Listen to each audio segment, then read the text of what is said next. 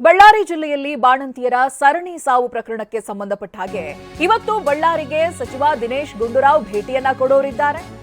ಮಧ್ಯಾಹ್ನ 3:30ಕ್ಕೆ ವಿಜಯನಗರ ಜಿಲ್ಲೆ ಕೂಡ್ಲಿಗಿಗೆ ಭೇಟಿಯನ್ನ ಕೊಡ್ತಾರೆ ದಿನೇಶ್ ಗುಂಡೂರಾವ್. ಕೂಡ್ಲಿಗಿಯಲ್ಲಿ ಮೃತ ಬಾಣಂತಿ ಸುಮಯ್ಯ ಕುಟುಂಬಸ್ಥರನ್ನ ಭೇಟಿ ಮಾಡ್ತಾರೆ.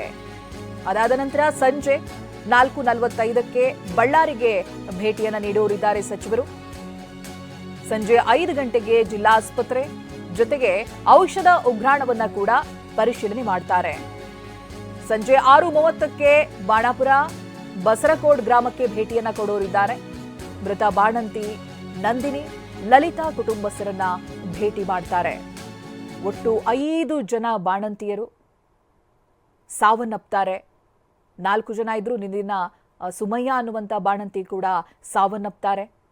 ಡಿಹೈಡ್ರೇಷನ್ಗೆ ಆರೋಗ್ಯದಲ್ಲಿ ಸುಧಾರಣೆಯನ್ನ ತರೋದಕ್ಕೆ ಹಾಕುವಂತ IV ಡ್ರಿಪ್ಪೆ ಇವರ ಜೀವವನ್ನ ಕಸಿದುಕೊಳ್ಳುತ್ತೆ.